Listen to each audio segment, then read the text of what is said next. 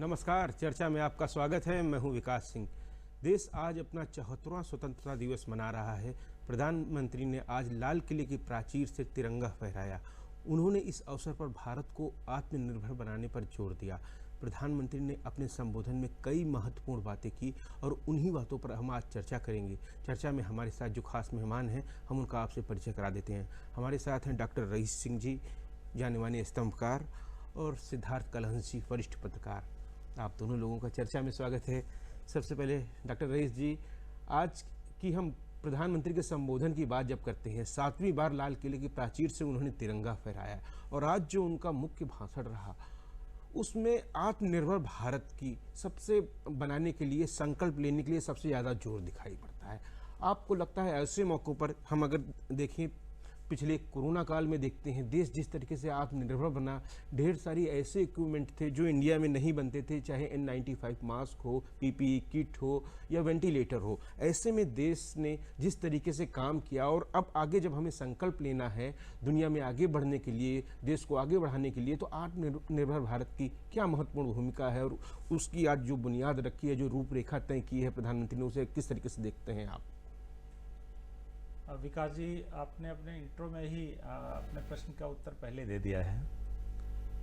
देखिए, प्रधानमंत्री ने जिन चीज़ों पर जोर दिया उनमें युवा है, उनमें स्त्री है, उसमें इंफ्रास्ट्रक्चर है, उसमें हेल्थ है, उसमें समृद्ध प्रतिस्पर्धा है, उसमें भारत को आयात आधारित अर्थव्यवस्था से निकाल करके एक आत्मनिर्भर और निर्यात आधारित अर्थव्यवस्था बनाने का एक संकल्प है।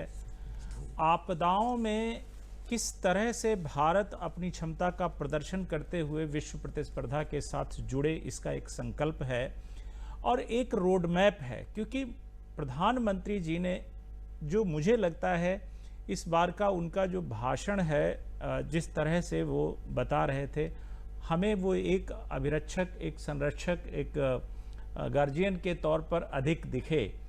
क्योंकि प्रधानमंत्री के तौर पर एक लीडरशिप का पार्ट होता है, दूसरा 133 करोड़ जनता के एक अभिभावक और संरक्षक की भूमिका थी। वो दोनों भूमिकाओं में कुशलतापूर्वक दिख रहे थे और इसलिए उनका ये जोर था कि हम कब तक, हम 73 वर्ष अपनी आज़ादी के पूरे कर चुके हैं, लेकिन आप चाहें आप रक्षा के क्षेत्र में ले लीजिए, चाहें आप फार्मा के क्षेत्र में ले लीजिए, चाहें आप अदर टेक्नोलॉजी के क्षेत्र में ले लीजिए, या हम अन्य जो प्रतिस्पर्धी क्षेत्र हैं वहाँ पर हम आयातों पर निर्भर बने हुए हैं। प्रधानमंत्री ने अगर इस पूरे दौर में देखें, जो कोरोना का संकट आया, उसमें एक महत्वपूर्ण बात क्या निकल के आई, उन्होंने इस पर फोकस भी किया कि ये आपदा को जो काल था हमारे लिए सीखने का काल था, हमारे लिए संघर्ष करने के लिए क्षमताओं के विकास का काल था, हमें अपनी पोटेंसी को जानने का काल था। और इसको उन्होंने जाना, देश को बताया, देश ने समझा। ऐसा नहीं, आप देखिए, जैसे वो एक UPI भीम से ट्रांजैक्शन की बात कर रहे थे, 3 लाख करोड़ का ट्रांजैक्शन इस कोरोना काल में हुआ।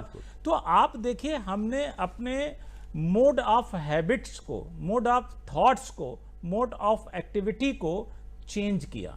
यानी हम ढले, हमने दुनिया की इस बड़ी महामारी में ये देखने की, ये जज्ब करने की, ये सीखने की क्षमता का विकास किया कि हम आने वाले समय में किसी भी प्रकार के खतरे के लिए किस प्रकार से तैयार हो सकते हैं। तो ये जो आत्मनिर्भर भारत है प्रधानमंत्री का, आत्मविश्वास से भरा आत्मनिर्भर भारत है, युवाओं के जोश से भरा आत्मनिर्भर भारत है, भारत की आधी आबादी की समग्र शक्ति से संपन्न आत्मनिर्भर भारत है, हमारे इनोवेटिव जो माइंड्स हैं, जो हमारा ह्यूमन रिसोर्स है, जो हमारी ह्यूमन कैपिटल है, उससे संपन्न ये आत्मनिर्भर भारत है।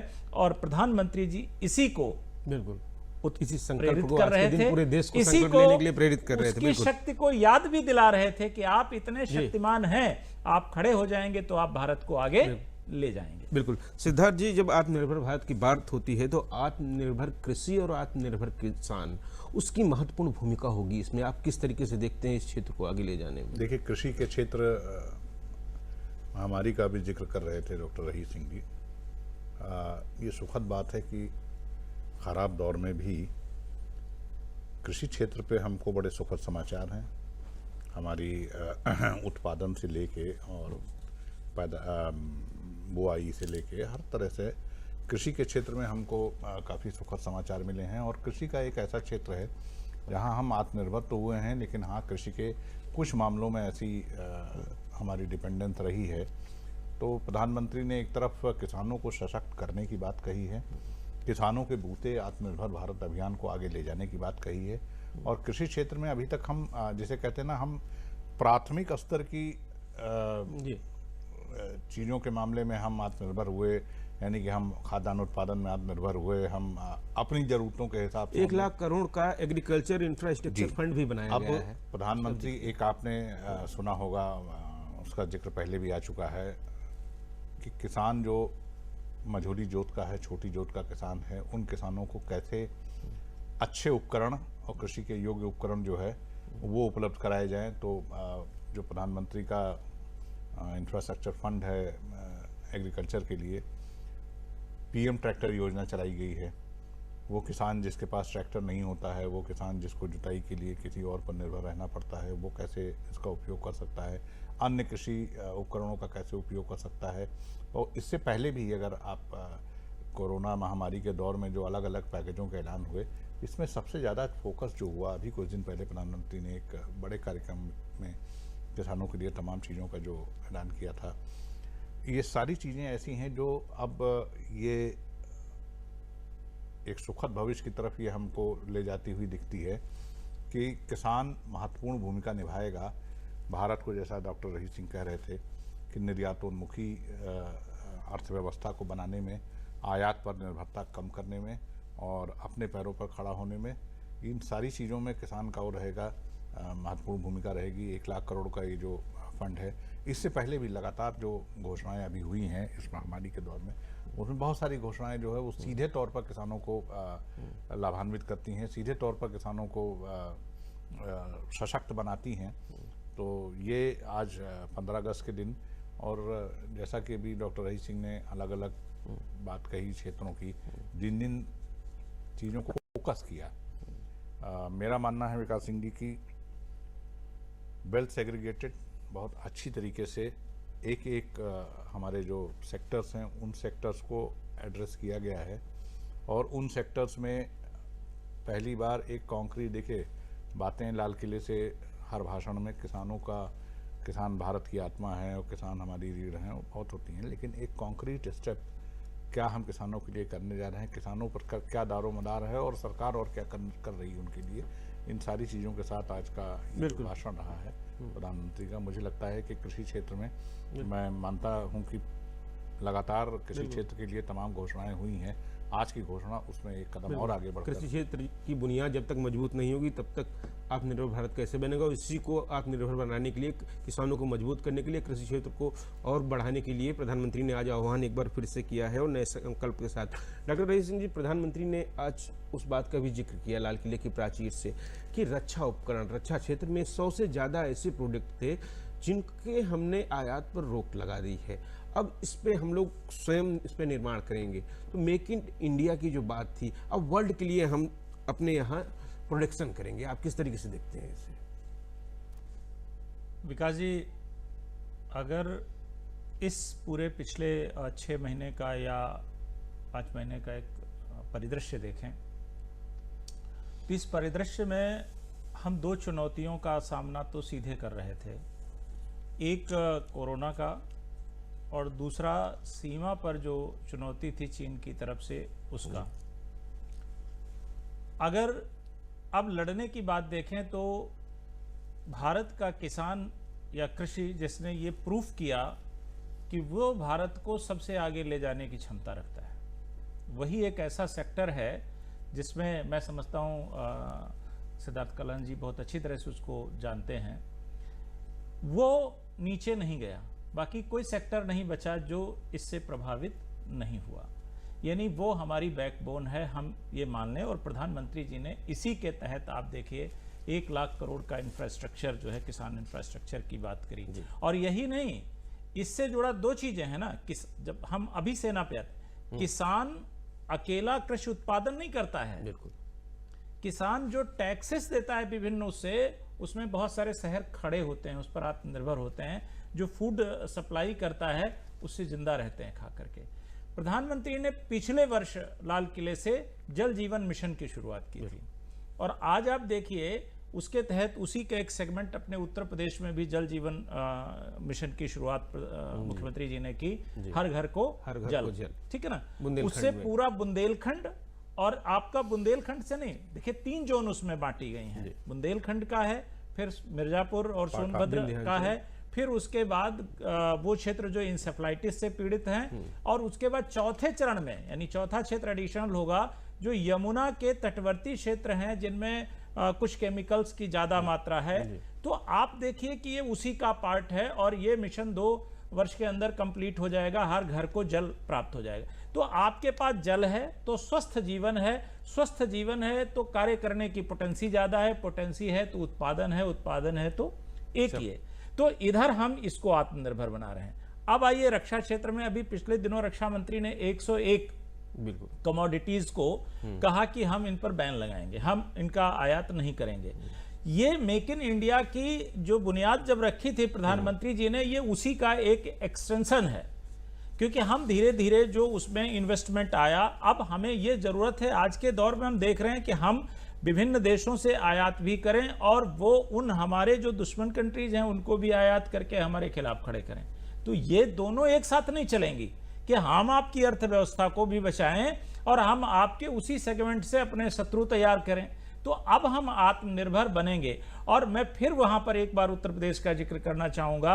अभी रक्षा मंत्री जी ने एक लिया कि आपका जो डिफेंस कॉरिडोर है जो हमारा, उसमें आप सोचिए कि जो 6 नोड्स हैं उसमें एक नोड जो अलीगढ़ का है, जितनी लैंड एक्वायर की गई थी वो सब इन्वेस्टर्स ने ले ली है और इन्वेस्टमेंट आ चुका। तो आप देखिए यूपी उसमें आत्मनिर्भर, भारत में आत्मनिर्भर, उत्तर प्रदेश एक बड़ा रोल अदा करने जा रहा है, और ये प्रधानमंत्री की मार्गनिर्देशन पे, उनकी गाइडलाइंस के आधार पर हो रहा है। तो जब तक हम रक्षा और जब तक हम अपने अर्थव्यवस्था में कृषि, तो किसान और विज्ञान के साथ साथ जवान तो हमारा पहले से चला रहा है, इनको प्रधानमंत्री जी आत्मनिर्भर करने की बात जो कर रहे हैं वो एक बड़ा सुखद मुझे लगता है भारत का निर्माण करने में आगे सहयोगी बनेगा। सिद्धार्थ जी, मेक इन इंडिया के साथ मेक फॉर वर्ल्ड की बात हो रही है, इससे में हर देशवासी को वोकल लोकल पे होना पड़ेगा, और स्थानीय प्रोडक्ट हैं, स्थानीय चीज़ें, उनको राष्ट्रीय स्तर पर पहचान दिलाने के लिए जब तक हम ही आगे नहीं आएंगे, हम ही उनको पसंद नहीं करेंगे, हम ही उनकी ब्रांडिंग नहीं करेंगे, तो हम लोगों की भी महत्वपूर्ण भूमिका होगी उसमें। देखिए, सरकारों का जो प्रयास रहा है, जैसे अभी डॉक्टर रहीस सिंह ने बात कही, मैं एक बात इसमें और जोड़ देता हूँ। जो रक्षा क्षेत्र में आत्मनिर्भर होने की बात आज लाल किले से प्रधानमंत्री जी ने कही है, हमें लगता है कि उत्तर प्रदेश उससे सबसे ज़्यादा लाभ उत्तर प्रदेश को होने जा रहा है, क्योंकि यहाँ जो डिफेंस कॉरिडोर बन रहा है, जहाँ अलीगढ़ में अभी बताया डॉक्टर साहब ने कि वहाँ निवेशकों को सारी भूमि अब तक मिल चुकी है और उनका काम शुरू हो गया है।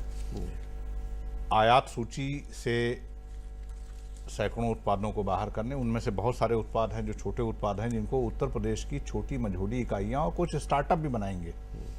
यानी कि उन सब को अब जो सामान बनाएंगे, उन सामानों की सीधी खरीद रक्षा विभाग कर लेगा, रक्षा हमारी सेनाओं तक वो सामान पहुंचेगा। अभी एक उत्तर प्रदेश में नेवी के साथ समझौता किया है उत्तर प्रदेश की सरकार ने, उसमें नेवी के साथ और हमारे डिफेंस कॉरिडोर में इकाइयां जो लगा रहे हैं, उनमें सीधा आपस में संपर्क होगा। यानी कि जो बड़ी इंडस्ट्रीज कुछ होंगी, उसके अलावा जो बड़े पैमाने पर छोटी मझोली और स्टार्टअप जो नौजवान अपना स्टार्टअप खड़ा करेगा, उन सब का सामान जो है वो बड़े आसानी के साथ जो है उनकी खरीद हो सकेगी। तो डिफेंस कॉरिडोर को एक पुश मिला है इस पूरे उससे। सिद्धार्थ जी, एक और चीज आप देखे होंगे, जिस दिन NIIO जी की स्थापना हुई उसी दिन हमारे यहाँ MOU साइन हुआ, उसी दिन करार हो गया। अब आप वोकल और लोकल की बात कर रहे हैं। देखिए, केंद्र की सरकार हो या राज्यों की सरकारें हों, उनका अपने स्तर से जो भी प्रयास रहा है, जैसे उत्तर प्रदेश में ODOP की योजना शुरू की गई, महामारी के समय में सबसे ज़्यादा शायद काम आ रही है वो ODOP की योजना। उन प्रयासों के अलावा सबसे बड़ा जो जन प्रयास होता है, यानी जनता के बीच से जब ये बात उठती है कि नहीं हम स्वदेशी सामान खरीदेंगे, अपने यहाँ का बना हुआ सामान खरीदेंगे, वो भावना जब होती है तो उससे जो हमारे हस्तशिल्पी हैं, जो हमारे माइक्रो लेवल के इंडस्ट्रीज हैं, जो हमारे यहाँ उत्पादन जिन चीज़ों का होता है, उनको असली ताकत वहाँ से मिलती है कि वो फिर बाजार में उनकी स्वीकार्यता बढ़ती है, उनके खरीदार बढ़ते हैं, उनकी इकॉनमी मजबूत होती है, वो अपने अंदर और इनोवेशन करते हैं। तो ये जो वोकल फॉर लोकल है, मेरा मानना है कि हमारे स्वच्छता अभियान की तरह या अन्य की तरह अगर ये एक नारे की तरह पूरे देश भर में अगर ये फैलता है और इसके लिए नागरिक जन आंदोलन की तरीके राज्य सरकारें, राजनीतिक दलों के संगठन, जन नागरिक समाज, ये सारे लोग अगर इसमें लगते हैं और एक मुहिम की तरह अगर ये शुरू हो जाता है तो इसका बहुत बड़ा लाभ होगा हमारे देश के उन कारोबारियों को, उन हस्तशिल्पियों को, उन विलुप्त होती हुई चीजों को बनाने वालों को, जो स्थानीय स्तर पर अपना और बड़े पैमाने पर उससे रोजगार। बिल्कुल बिल्कुल। डॉक्टर रईस जी, देश के सभी गांवों को प्रधानमंत्री ने कहा है जल्द से जल्द 1000 दिनों में जोड़ दिया जाएगा ऑप्टिकल फाइबर से। आपको लगता है उससे एक नई क्रांति होगी? स्वाभाविक तौर पे प्रधानमंत्री जी ने देखिए इस ओर ध्यान आकर्षित किया है कि जब 2014 में सरकार बनी उस समय केवल 5 दर्जन जो ग्राम पंचायतें थीं वो ऑप्टिकल फाइबर से जुड़ी हुई थी। अब तक 1 लाख ग्राम पंचायतें जो हैं ऑप्टिकल फाइबर से जुड़ चुकी हैं और अगले 1000 दिनों में उन्होंने उसको कंप्लीट करने की बात करी। आज आप देखिए ना, कोरोना के पीरियड में मैंने देखा कि जो प्रवासी मजदूर थे या एक प्रदेश से दूसरे प्रदेश में रह रहे थे, अब उनका यहाँ पर राशन कार्ड बना है। अब पोर्टेबिलिटी उनको बिना डिजिटल के संभव नहीं है, वो कहीं पर भी हैं, पोर्टेबिलिटी है। तो दूसरी चीज आप देखिए कि अगर पंचायतों को आप क्योंकि आज का जो डिजिटल इंफ्रास्ट्रक्चर है ना जी, बहुत पहले एक अमेरिकी पत्रकार ने अपनी किताब में लिखा है कि देखिए दुनिया में अगर आपको प्रतिस्पर्धा करना है तो WW के महासागर को आपको जानना होगा और तैरना सीखना होगा। तो जाहिर सी बात, जब हमारी आधी से अधिक आबादी जो है गांव में रह रही है और उसकी पोटेंशियल, ऐसा नहीं कि किसी नगरवासी से उसकी पोटेंशियल कम है, उसका इनोवेशन कैपेसिटी उससे कम है, नहीं, उसको वो चीजें अब तक उपलब्ध नहीं हो पा रही थी, इसलिए वो उनका प्रयोग अपनी अर्थव्यवस्था, अपने जीवन, अपने सामाजिक सिस्टम, अपने संस्कारों में, अपनी अभिरुचियों में नहीं कर पा रहा था। अब क्या हुआ, सरकार ने जो ये वोकल फॉर लोकल की बात कर रहे हैं उसमें ये भी है कि हम वोकल तभी हो पाएंगे कि अगर वो आप कोई लड्डू बना रहा है और वो सीधे इंटरनेट पे लोड कर दे रहा है, कुछ नहीं फेसबुक पे ही लोड कर दे रहा है, तो अमेरिका में भी बैठा व्यक्ति उसको देखेगा ना, उसके बारे में देखेगा, नई संचार क्रांति से जुड़ेगा देश। बिल्कुल सिद्धार्थ जी, स्वाभाविक है जी, संचार की क्रांति और आर्थिक क्रांति और सामाजिक क्रांति, ये तीनों एक साथ चलनी है, क्योंकि ऑनलाइन पढ़ाई के लिए, ऑनलाइन पढ़ाई में भी महत्वपूर्ण भूमिका होगी उसकी। सिद्धार्थ जी, नेशनल डिजिटल हेल्थ स्कीम की प्रधानमंत्री ने आज बात कही है, किस तरीके से देखते हैं, क्या नई क्रांति इसमें आने वाली है देश में? विकास जी, मेरी नज़र में आज की जो सबसे महत्वपूर्ण घोषणाएं हैं, उसे सभी घोषणाएं अपने आप में महत्वपूर्ण हैं, लेकिन ये बहुत महत्वपूर्ण घोषणा है। और देखिए, हमारे देश में जब भी दुनिया की किसी संस्था से कोई भी आता है तो डेटा की कमी का रोना रोता है, क्योंकि हमारे पास एक डेटा बैंक नहीं होता है कि गरीबों को अगर हम छांटना चाहें, हम उन लोगों को छांटना चाहें जिनके पास अमुक सुविधा है, अमुक सुविधा नहीं है, तो हमारे पास इस तरह का कभी कोई डेटा नहीं होता। नेशनल डिजिटल हेल्थ प्लान जो है हमारा, ये हर व्यक्ति का पूरे स्वास्थ्य संबंधी रिकॉर्ड का डिजिटलाइजेशन, एक डिजिटल वो तैयार करेगा। यानी एक व्यक्ति, उसको स्वास्थ्य संबंधी क्या परेशानी है, किस तरह की दवाओं का वो इस्तेमाल करता है, क्या उसका इतिहास रहा है बीमारियों का, या उसके बाद उसके साथ मेडिकल फैसिलिटीज़, डॉक्टर से लेके दवा की उपलब्धता से लेके वो सारी चीज़ उसके साथ जुड़ती हैं। तो मुझे लगता है कि कुछ समय पहले जब हम लोग आयुष्मान भारत योजना पर चर्चा कर रहे थे, आयुष्मान भारत योजना आई, आयुष्मान भारत योजना चल भी रही है, उससे लोग लाभ भी ले रहे हैं, लेकिन असली लाभ आयुष्मान भारत योजना या इस तरह की जो भी योजना है, उत्तर प्रदेश में मुख्यमंत्री ने अपनी तरफ से जो आयुष्मान योजना से रह गए थे उनके लिए भी अपनी एक योजना शुरू की।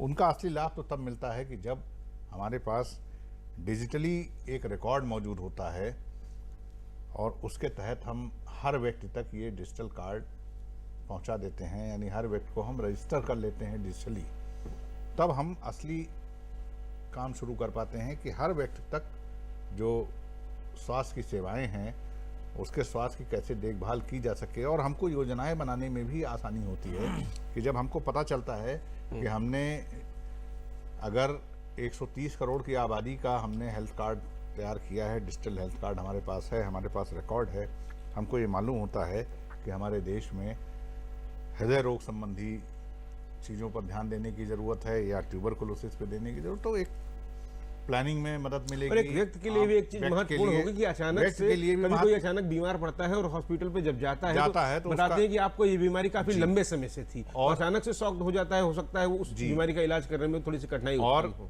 किससे संपर्क किया जा सकता है, उसको ये दवाएं जो है कैसे उपलब्ध हो सकती, तमाम सारी चीज़ें उनसे पता चलती हैं। और हमारे नीति निर्माताओं के लिए भी एक आसानी होती है कि वो उस हिसाब से अपनी नीतियों को बना सकते हैं और अधिकतम लाभ नीतियों का वहां तक पहुंच सकता है एक आम व्यक्ति का। बिल्कुल। डॉक्टर रईस जी, अगर बात करते हैं हम आधी आबादी की, आत्मनिर्भर भारत में उनकी महत्वपूर्ण भूमिका होगी, जबकि अब हमारी महिलाएं अंडरग्राउंड जो कोयला खदानें हैं वहाँ पे भी काम कर रही हैं, लड़ाकू विमान उड़ा रही हैं। ऐसे में आप किस तरीके से देखते हैं महिला सशक्तिकरण को आत्मनिर्भर भारत की दृष्टि से जोड़ते हुए? देखिए, ये तो स्वाभाविक एक है कि जब तक आधी आबादी आपकी शक्तिशाली नहीं है तब तक कोई देश शक्तिशाली हो ही नहीं सकता। अब उनका जहां तक शक्तिशाली होने का प्रश्न है, जैसे आपने अभी कहा, मैं तो इधर काफ़ी अध्ययन कराया, मैंने देखा कि जब ये कोरोना पीरियड आया और इसमें आप देखिए महिला सेल्फ हेल्प ग्रुप्स ने पीपी किट्स बनाए, मास्क बनाए और इतने बड़े पैमाने पर बनाए कि उसकी संपूर्ण भारत में आपूर्ति ही नहीं हुई, निर्यात किया जाने लगा। तो आप कोयला खदान की नहीं, आप उनको रक्षा में ले लीजिए, उनको नेवल में ले लीजिए, उनको एयरफोर्स में ले लीजिए, उनको माइंस में ले लीजिए, उनको इंडस्ट्री में ले लीजिए, इंटरप्रेन्योर्स में ले लीजिए, स्किल डेवलपर में ले लीजिए, हेल्थ क्षेत्र में ले लीजिए, उनकी भागीदारी, उनकी कॉम्पिटिटिवनेस और उनका जो कुल मिलाकर के संख्या है वो मेल से प्रतिस्पर्धा में बिल्कुल कम नहीं है, ठीक है ना।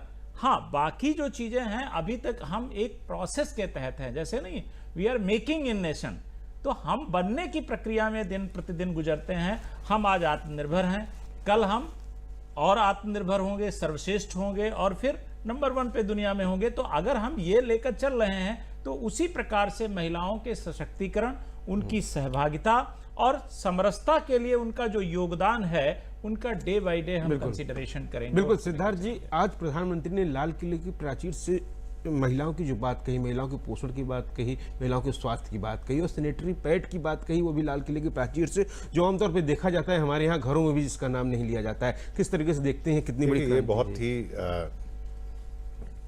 एक उसका हिंदी शब्द क्या होगा कि एक जो टैबू था हमारे लिए, निषेध जी, एक निषेध जो है हमारे लिए पीरियड, जो नेचुरल साइकिल है, एक स्वाभाविक एक शरीरगत, उस पर कभी बात नहीं होती थी। पिछले कुछ दिनों में इस पर सार्वजनिक तौर पर बातचीत होनी शुरू हुई, इसको लेकर फिल्म भी बनती है और एक जनता के बीच में इसको लेकर जागरूकता भी होती है। सैनिटरी पैड की जहाँ तक बात है, मैं बता रहा हूँ कि पिछले कुछ दिनों से सरकारों ने इस तरफ बहुत गंभीर होना शुरू किया है और जगह जगह गाँवों में जहाँ नहीं होता है, एक उच्च मध्यम वर्ग और उससे ऊपर के लोग, वहाँ तक तो इनकी पहुँच थी, उनको कैसे कम दामों में और उनके वर्क प्लेस पे या उनके घरों तक या उनके स्कूल्स में कैसे पहुँचाया जाए, इस तरफ उत्तर प्रदेश की सरकार ने, केंद्र की सरकार ने, सब किसी ने इस तरफ क्या, देखिए 1 रुपए और 2 रुपए में भी सैनिटरी पैड जो है उसको बनाने की शुरुआत हुई है।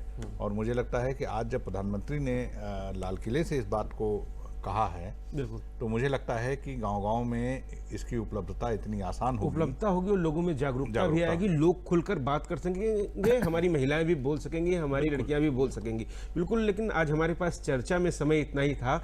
बड़े महत्वपूर्ण विषय पर आपने आज चर्चा में भाग लिया, इसके लिए आप लोगों का आभार। तो बिल्कुल इसी उम्मीद के साथ कि आने वाले समय में, आने वाले दशक में देश आत्मनिर्भर बनेगा, हम और आगे बढ़ेंगे और हम सबकी सहभागिता होगी देश के निर्माण में। आज के कार्यक्रम में बस इतना ही। नमस्कार।